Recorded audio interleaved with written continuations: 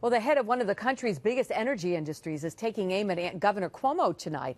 American Petroleum Institute President Jack Gerard has accused the governor of hiding behind what he calls the excuse of conducting health studies.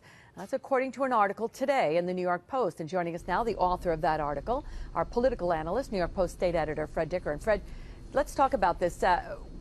He's basically saying that the governor has his answer, but he's waiting on a health study. Well, he's basically saying the health study is an excuse not to get an answer. You know, we're coming up on a year that the governor, through his health commissioner, said the results of this so-called health study were just weeks away, and now it's been 12 months.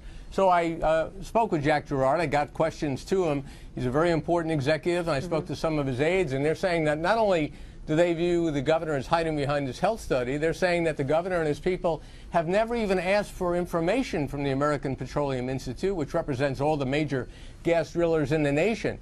They haven't asked for health information. They haven't asked for information about hydrofracking. They haven't sought to visit a hydrofracking site. I'm told that they invited the governor to come and visit. He wouldn't do that. And in addition, I was told that a top executive of a gas and oil company sought to meet with the governor to talk to him about that. Didn't even get the courtesy of a response. So it wasn't just the allegation that the governor's hiding behind the health study, denying New Yorkers thousands of jobs, but it was also other information that the governor's people who claim to be looking into this may not in fact be doing that. And does that include the people doing this health study?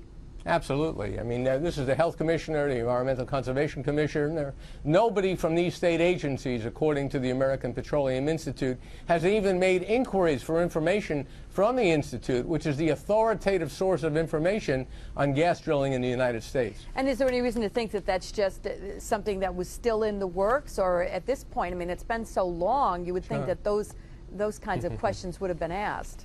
Right. That's why there's every reason to think this is a political decision, Liz, that the governor doesn't want to make a decision on hydrofracking.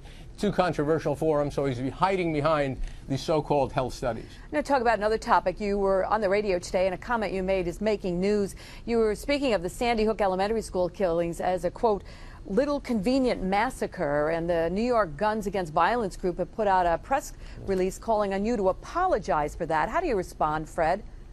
Well, this is a group that's very strongly anti-gun ownership, in favor of the governor's SAFE Act. I've been critical of the SAFE Act, but I still would have expected them to be an honest broker in all of this. They're not being that way.